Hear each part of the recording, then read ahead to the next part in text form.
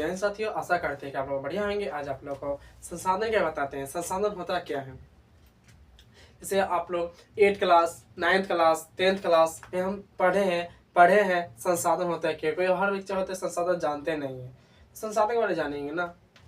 देखिए, संसाधन ये 1 नंबर है, ठीक है। संसाधन किसे कहते हैं, यहाँ से चलेंगे।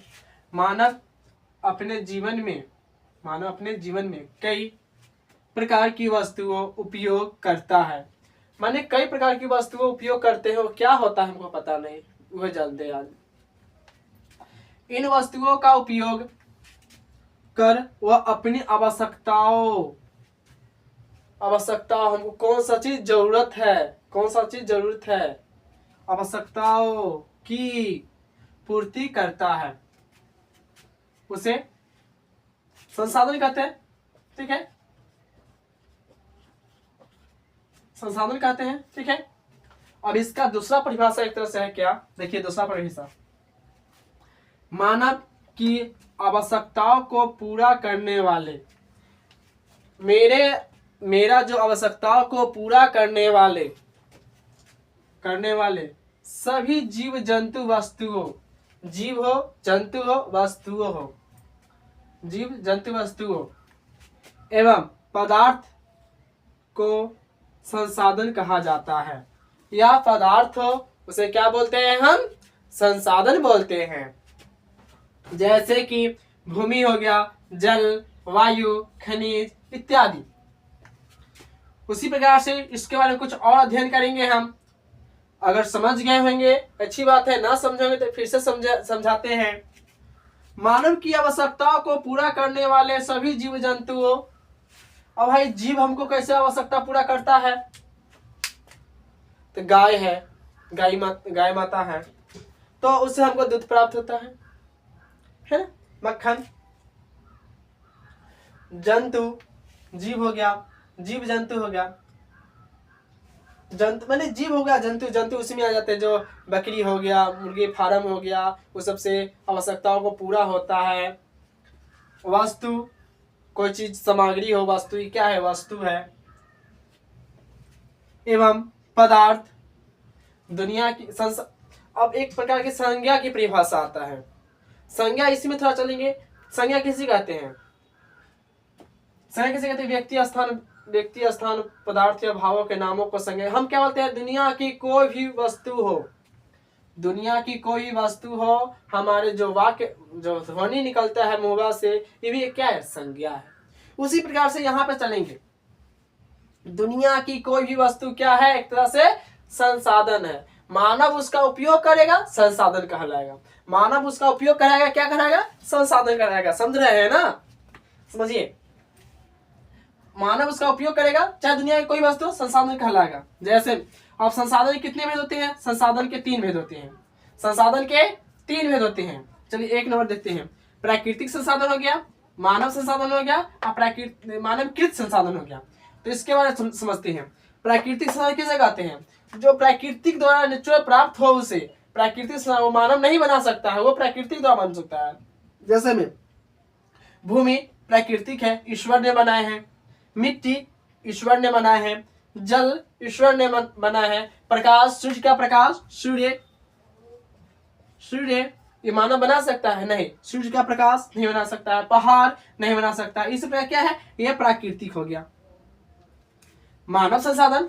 अब मानव एक खुद संसाधन है, मानव एक खुद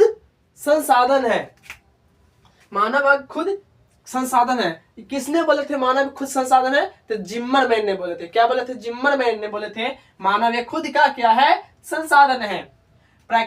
मानव कृत संसाधन किसे कहते हैं, जो प्राकृतिक द्वारा मानव अपने नए दिमागों से नई वस्तुओं का निर्माण करता है, नई चीजों का निर्माण करता है, उसे हम क्या बोलते हैं, मानवकृत संसाधन कहते हैं। समझे ना, फिर समझिएगा, समझिए। प्राकृतिक और मानव। प्राकृतिक से लिया गया वस्तु मानव उसका उपयोग करके एक नई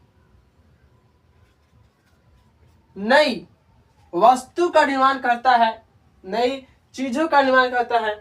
उसे क्या बोलते हैं हम? नई स्थान का निर्माण करता है। जैसे में कार्यपालिका, ये स्थान है, ये स्थान बना दिया जैसे कार्यपालिका है, यहाँ पे आके आपको जो कार्यकाल हो हुआ कार्यकाल, सॉरी ये कार्यकाल है, कार्य अब बनाएंगे मकान, लाल किला, जैसे अब ताजमहल किसने बनाया? शाहजहां।